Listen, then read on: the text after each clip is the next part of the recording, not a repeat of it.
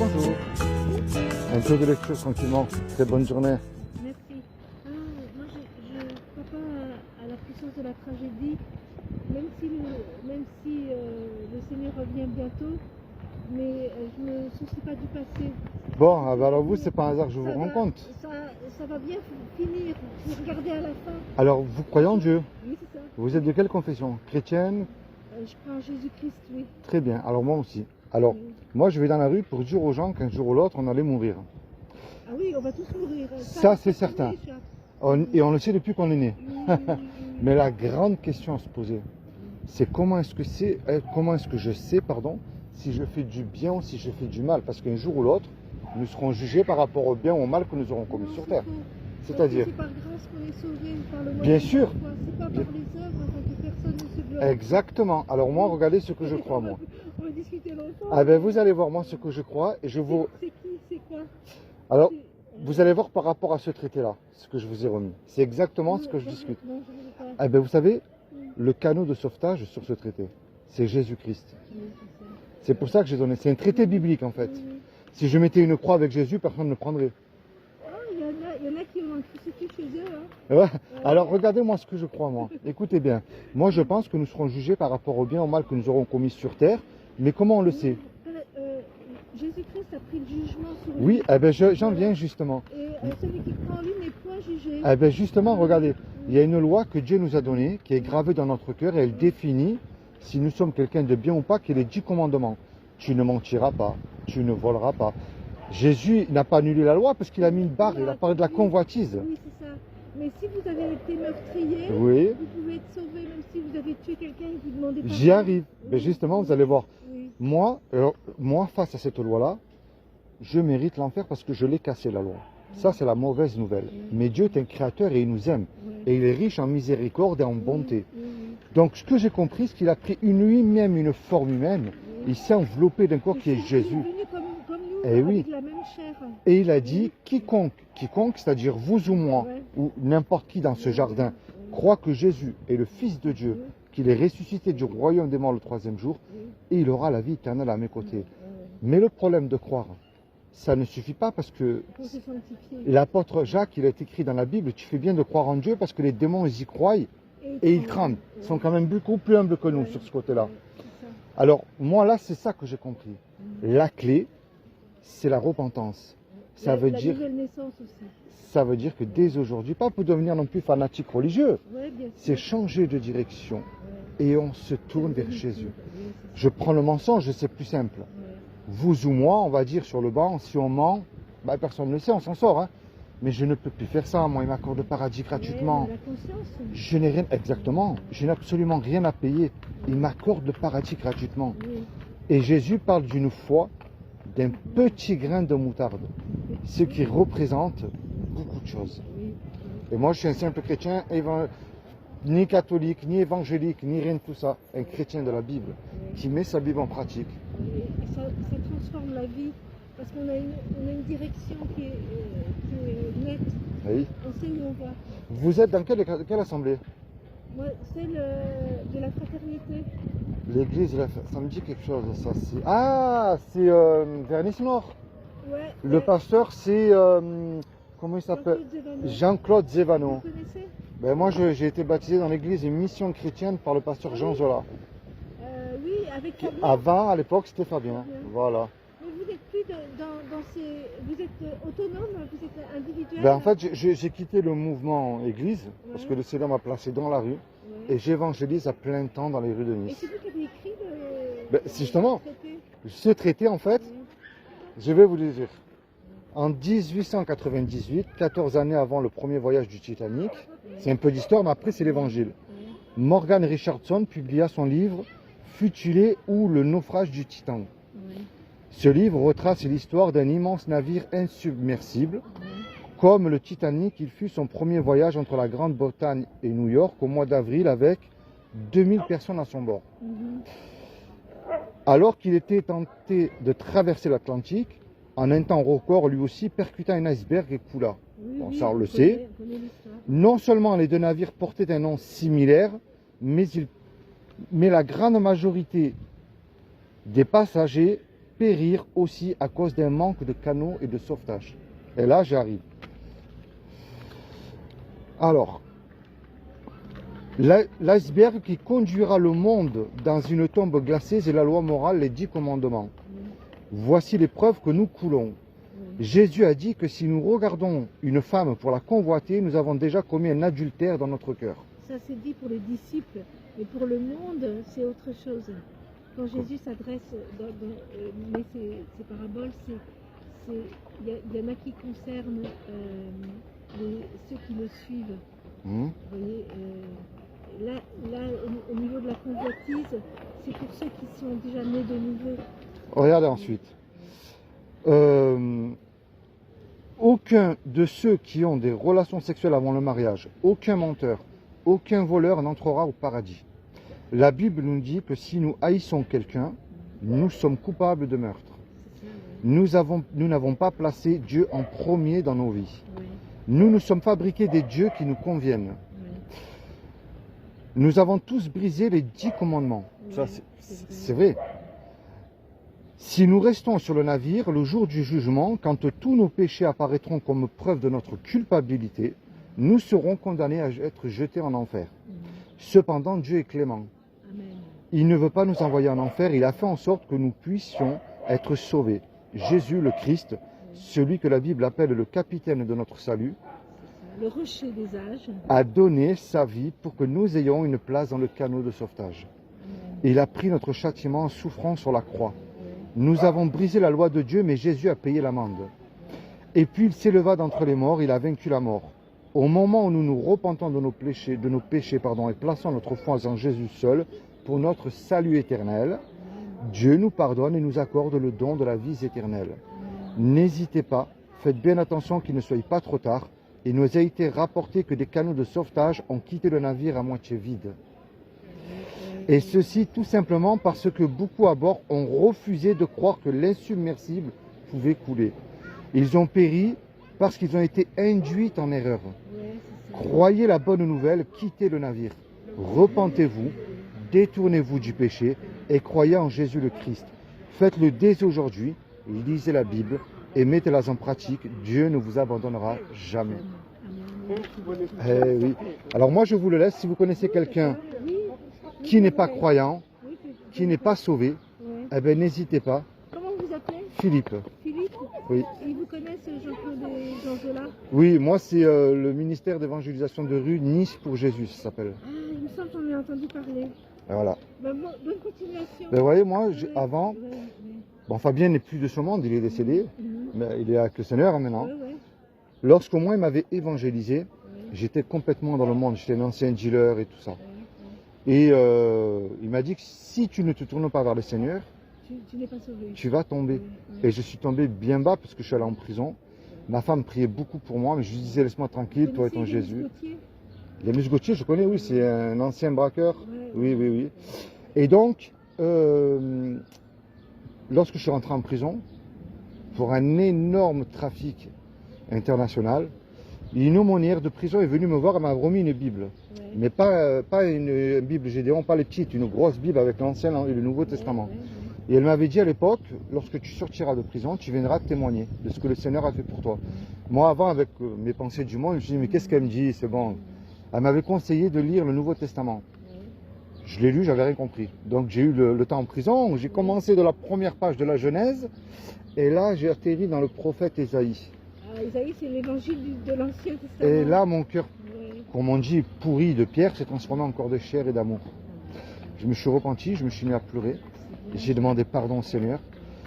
Et donc, comme j'étais à Aix-en-Provence, le parloir, ça ne dure pas beaucoup de temps en famille, et c'est extrêmement loin parce que, permettez-moi, avec les mots d'aujourd'hui, comme disent les jeunes, il faut un petit peu les kékés à être des voyous, mais c'est les familles qui sont dehors qui souffrent.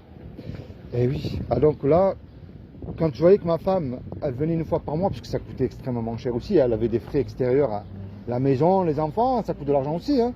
Donc elle venait une fois par mois et moi je demandais au Seigneur, je dis Seigneur, je ne demande pas de me libérer, mais je sais que rien n'est impossible à toi, mais je te demande au moins de voir ma femme un peu plus souvent. Et j'ai été transféré donc à la maison d'arrêt de Nice, mais comme j'avais tout le monde qui était incarcéré dans la même prison, Je ne pouvais pas circuler normalement parce que j'étais quand même très haut placé dans le dossier. Ouais. Donc on m'a mis en QI, c'est-à-dire un quartier d'isolement. Ouais. Donc là, c'est Dieu. soit vous vous suicidez, soit vous finissez dans les cachetons, comme on dit. C'est là que vous avez mis un genou devant Dieu. Et ma femme, elle venait me voir. Qui existe. Et oui, mais alors moi, j'étais pas en correctionnel, j'étais en criminel. Et en criminel, c'est un mandat de dépôt 1 an, renouvelable 3 fois. Et donc j'arrivais à la fin de mon mandat de dépôt, j'avais plus d'avocat parce que mon avocate, je l'avais désignée parce qu'elle ne s'occupait pas bien de moi lorsque j'étais transféré pour aller voir la juge d'instruction. Et donc ma femme me disait à chaque fois au parloir, fais confiance au Seigneur, tourne-toi vers lui. Donc elle était convertie. Elle allait chez Vie et Lumière parce qu'elle est gitane. Ah ouais. Donc je lui dis, mais à chaque fois, pourquoi elle me parle de ça? Et c'est ce que j'ai fait. Je me suis mis à genoux devant le Seigneur. J'ai dit, Seigneur, tu vois, je n'ai pas d'avocat. On me met tout sur mon dos à moi. Je suis impliqué dans le dossier, oui, mais je ne suis pas à la tête de ces réseaux-là. C'est-à-dire que même la tête du réseau me mettait tout sur mon dos pour s'en sortir. Et donc là, à 4 h du matin, une grande lumière blanche a illuminé ma cellule. Et une voix, il me disait, mais une voix qu'on ne pouvait pas ni l'arrêter, ni la contredire, cette voix-là, tellement qu'elle était puissante. Philippe, lève-toi, lis le psaume 91. Ah ouais. Tu vas être libéré de prison, mais tu vas dire à tout le monde ce que j'ai fait pour toi. Je suis donc, une semaine après, j'avais rendez-vous avec la juge d'application, pas la juge d'application, la juge d'instruction. Mais elle ne pouvait pas me voir, elle ne pouvait pas m'encadrer. Que je parle ou que je ne parle pas, il n'y avait rien à faire. Hein. Mais Dieu peut toucher un cœur. Et justement, Jésus a touché son cœur. Ouais, c'est ça. C'est-à-dire qu'alors, le fameux protagoniste de l'histoire, le chef du réseau, alors lui, c'était comme un film. Les lèvres collées, il ne pouvait plus parler. Et donc, Il était scotché, comme on dit. scotché, mais oui, c'est véridique. Et donc là, la juge d'instruction regarde mon avocate, parce que j'ai pris un avocat commis d'office, mais je me suis dit, bon, toi, Seigneur, c'est toi mon avocat. Amen. C'est ça. Et donc, elle regarde mon avocate, elle lui disait à mon avocate, la juge, déposez-moi une demande de liberté conditionnelle et je vais y répondre très favorablement. Donc, une semaine après, j'ai été libéré, mais pendant ma semaine de libération, le Seigneur m'a transformé, m'a complètement brisé et transformé. Donc vous êtes arrivé au jugement. Donc, j'ai été libéré, mais sous contrôle judiciaire, c'est-à-dire qu'une fois par semaine, j'allais signer au commissariat. Vous aviez un bracelet électronique? Non, pas du tout. Alors, j'étais obligé de travailler, j'avais un mois pour trouver un emploi, sinon ils me remettaient en prison. C'est fou, ça. Ah, donc, je travaillais en tant que livreur de cuisine de luxe, mais c'était très fatigant, parce qu'en fait, on m'envoyait où il n'y avait aucun ascenseur. Avec une camionnette? Voilà. Ouais. Et donc, j'ai été libéré au mois de mars. Alors, je suis rentré en prison en juin 2018. J'ai été libéré au mois de mars 2019. J'ai été fréquenter donc l'église de Fabien, Ouais. qui c'est maintenant Jean Zola. Ouais. Au mois de mars, 2 mois après, au mois de juin, j'ai été baptisé, le 3 juin 2019. Je suis passé mer, à la plage, oui, Ouais, ouais. dans les eaux du baptême. Et là, en fait, tout a changé parce que le Seigneur a permis que ce pasteur me baptise rapidement, Ouais, mais ça n'a plus collé entre nous parce que le Seigneur m'a appelé autre part. Moi, alors vous savez, quand on est né de nouveau, on croit qu'on va tout être pasteur. ouais. Et c'est ce que je voulais, moi, être un pasteur. Mais je ne voulais surtout pas évangéliser. Et lorsque je fréquentais 2-3 chrétiens qui allaient, eux, évangéliser dans les rues, moi, je me mettais derrière, j'avais un peu honte. Oui, Geneviève Arpin, Oui, elle est décédée. elle est décédée, travailler pour les Gédéons. Oui, c'est ça. Oui, oui. Et donc, ce que je ne voulais pas faire, c'est-à-dire ce que vous me voyez faire en ce moment, c'est là où le Seigneur m'a placé. Il a toujours le dernier mot, en fait. Hein. Et c'est souvent parce que nos pensées ne sont pas les siennes. Exactement. Et donc, le jugement arrive au bout de 3 ans. Mais j'étais toujours en criminel. Hein. Et en assise, c'était dur. C'est dur. Hein. Donc, le dernier moment, ça est descendu en correctionnel. Mais le procès a duré 1 semaine puisqu'on était très nombreux dans le dossier. Vous aviez toujours le même avocat? Alors, j'avais toujours la même avocate, Ouais, mais regardez un petit peu. Moi, j'avais fait des études bibliques. ouais, Je voulais être dans le milieu pastoral. ouais. Et donc, j'ai eu, sur 3 diplômes, j'en ai eu un, d'une mention de 18 sur 20, ce qui a été en faveur pour mon jugement aussi. Hein. Ouais. Mais mon avocate ne savait pas que j'étais un chrétien. C'est elle qui s'est mise à parler à ma juge Ouais, de ma foi. ouais. Et j'ai été, donc, j'ai été condamné à 4 ans de prison et 3 000 € d'amende. Mais sur les 4 ans de prison, j'ai été condamné à faire 10 mois de semi-liberté. C'est-à-dire que je suis retourné dormir en prison uniquement le soir. Mais la journée, lorsque vous êtes en semi-liberté, vous êtes obligé d'avoir un emploi. Ah, je savais pas Et ça. j'ai été condamné à annoncer l'évangile dans les rues. Condamné à avancer. Eh ouais, vous voyez un peu. Ça, parce que c'est comme l'apôtre Paul qui a tant persécuté les chrétiens. Après, c'est lui qui... Alors, en prison, j'ai fait des miracles parce que j'ai évangélisé mon co-détenu qui était un musulman, qui a pris la Bible. J'ai évangélisé ma SPIP. La quoi? Ma SPIP, en fait, c'est une SPIP, c'est comme une avocate, mais à l'intérieur, qui s'occupe de votre sortie. Ah ouais. Elle n'était pas chrétienne, elle est devenue. Ma juge d'application des peines me suivait aussi sur YouTube. Et vous voyez, donc ça a fait des miracles. Et donc aujourd'hui, j'ai évangélisé à peu près 1200 personnes sur ma chaîne. Et j'ai distribué plus de 1100 Bibles dans les rues. C'est beau ça. Notamment énormément de musulmans, musulmanes, même radicalisés, qui se sont tournés vers le Seigneur. Encore hier, j'ai évangélisé une Iranienne. Vous voyez, donc je vois, mais moi en fait j'ai quitté ce mouvement église pour aller dans la rue. Vous avez entendu l'appel de Dieu, tout le monde n'entend pas exactement ce que Dieu veut pour nous en tant que disciples. Le problème c'est que je me suis rendu compte qu'aujourd'hui, L'église, elle est trop... le problème elle est fermée sur elle et elle est morte l'église. Il faut sortir. Et nous, on sort aussi dans notre église le samedi. C'est bien, c'est On va important. évangéliser. C'est très important. Et, Parce que même si on rigole de vous, c'est pas grave, on a rigolé de Jésus, on l'a même traité de démon. Hein. c'est ça. Mais qui vous dit que le jour que vous fermez les yeux, que vous serez avec le Seigneur, qui vous prennent par la main, qui vous disent, c'est comment votre prénom vous? Colette. Colette, tu te souviens de cette dame ou tu te souviens de ce jeune homme? C'est la plus belle des couronnes. Hein. Moi, je sais que quand j'évangélise, j'ai l'impression d'être en présence de Dieu très fortement. Je ressens sa présence. Ben, si vous remarquez dans la Bible, il ne nous a pas dit rentrer, il nous a dit allez, Allez, allez. C'est ça. Qui vous dit que le jour que vous évangélisez une jeune fille, elle vous dit Colette, ben voilà, j'ai pas envie d'aller dans une église, mais je veux que tu me baptises. Je vais être sauvé. C'est un cadeau, c'est une grâce, hein, vous savez. Moi, il n'y a pas longtemps, je suis allé visiter une église baptiste à la rue Vernier. Ouais. Ah oui, Une église évangélique baptiste. je vois où c'est. Eh ben, le Seigneur m'a fait un clin d'œil parce que j'avais évangélisé cette jeune fille. Et elle me dit, était là, et elle était là, elle se faisait baptiser. le C'est Seigneur magnifique. béni, ouais. Eh ben, c'est un beau témoignage que vous me dites là. Ça me... Ah oui, mais vous savez, c'est pour ça que moi maintenant j'ai créé le ministère Nice pour Jésus sur YouTube pour dire aux chrétiens il n'y a pas d'âge. S'il vous plaît, je vous en supplie, sortez évangéliser. On arrive dans des temps de tribulation qui vont arriver très durs. Et on a encore la grâce de devenir chrétien, puisque nous sommes encore sous la grâce. Mais après, ça sera au péril de notre vie. Et ça va être terrible pour ceux qui vont rester ici. Ça va être terrible. N'acceptez pas la marque de la bête. Vous savez, il y en a beaucoup qui pensaient que la marque de la bête, au début, ça allait être le vaccin du Covid. Non, mais ça va être pire que ça. Ça sera sous la peau, une puce. Il y en a qui parlent d'une puce, je ne sais pas. Mais le plus important, Colette... Dieu nous garde. Dieu nous garde. Ah oui. Moi, une fois, quand je cherchais un travail, j'ai été conduite par un chasseur de tête pour l'emploi à faire l'identité numérique. D'accord. Et ben, j'ai eu que des portes fermées, impossible de le faire. Et après, j'ai trouvé un emploi sans l'identité numérique. Mais le Seigneur m'avait gardé pour pas que je donne mon identité numérique.